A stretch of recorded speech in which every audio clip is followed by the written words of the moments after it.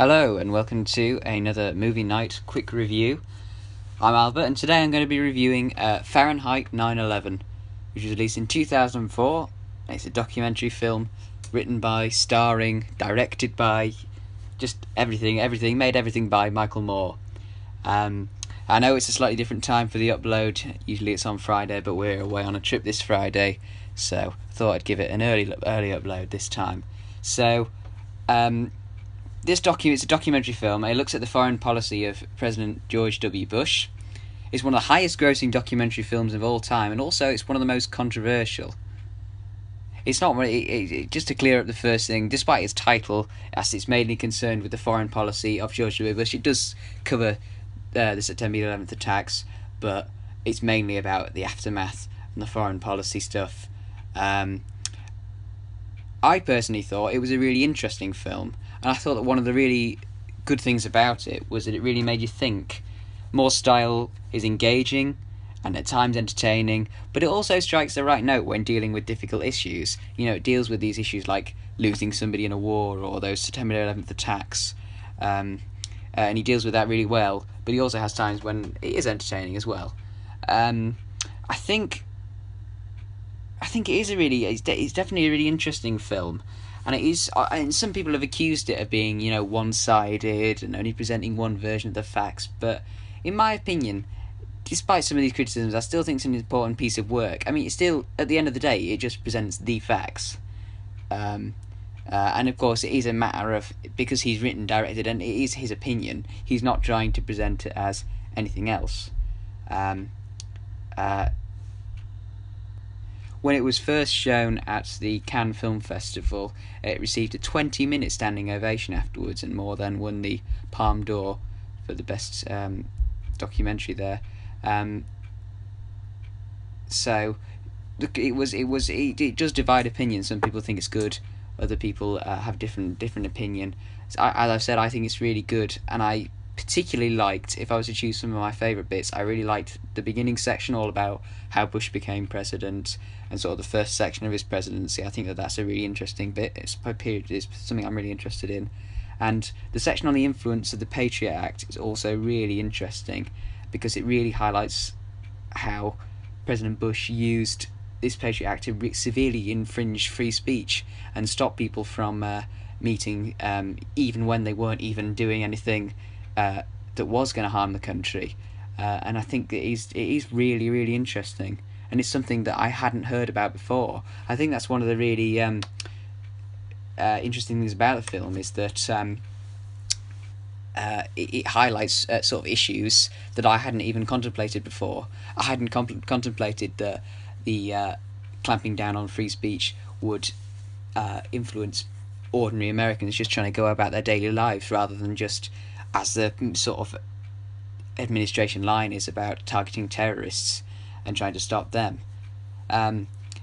You hear a lot of conspiracy theories going on about these things that Bush has done, but actually I think that as president, this film highlights that all the things that he did do were far worse than any crazy conspiracy theories.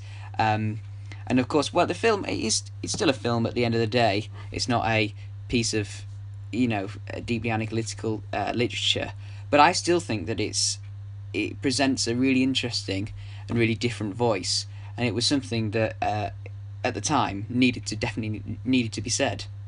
It was released in 2004, and many people criticised the film for trying to sort of unseat President Bush. The 2004 election was coming up. People thought he might be trying to endorse John Kerry, but Moore himself did say that he didn't want to see Bush in the White House again.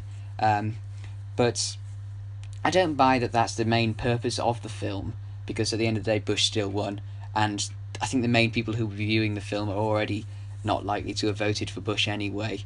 In my view, the purpose of this film is to inform us about these issues.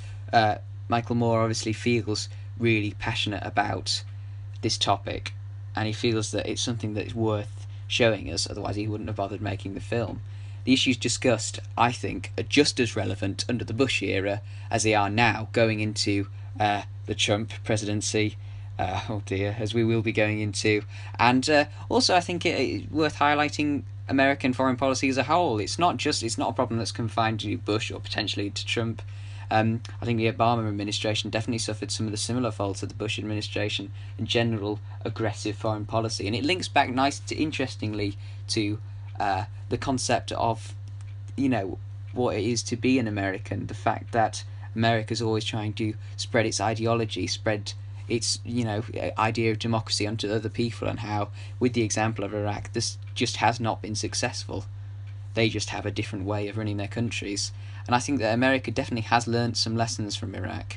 It will be really interesting to see how the next president, the current president of the United States, moves on with this. I think that the focus could be potentially less on the Middle East and more moving towards Asia, which Obama himself did set in motion with his so-called pivot to Asia. And another film I would definitely recommend watching, which is sort of linked to this, is a film called The Coming War on China, which John Pilger made. That are really interesting about this whole topic about U.S. aggressive foreign policy, where this could lead to in the future. So, overall, I'd give this film 3.5 stars. My main criticism of this film would be the slight. There's a section where he asks congressmen and women whether their children are fighting in the war, and then gives them pamphlets to try and get them to join. And I thought that went slightly against the message of the film. It slightly confused me, because I thought what I'd taken away was nobody should be in Iraq. It shouldn't have happened at all. And this sort of it was slightly confused me. Why is he asking these people whether they should join up? Obviously, I know the issue he was trying to highlight was congressmen saying that we should go to war, but they don't even want their children to do it. But personally, I thought maybe we should be saying no one should be there. But this is a quite small criticism of the film as a whole. I still think that it is a very informative, and as I said, at points it can be entertaining, but mainly it is really informative, and it's really important to watch. And the reason I definitely recommend it now, watching it in 2017, is a lot of the issues raised by the foreign policy there are just as relevant in 2017 as they were in 2004. And I guess that just goes to show that maybe we haven't learned anything, which is a bit sad, but maybe we will. Maybe things will change. Who knows? So, definitely worth a watch anyway. So, thank you for watching. Don't forget to subscribe for more reviews like this. Thanks for watching.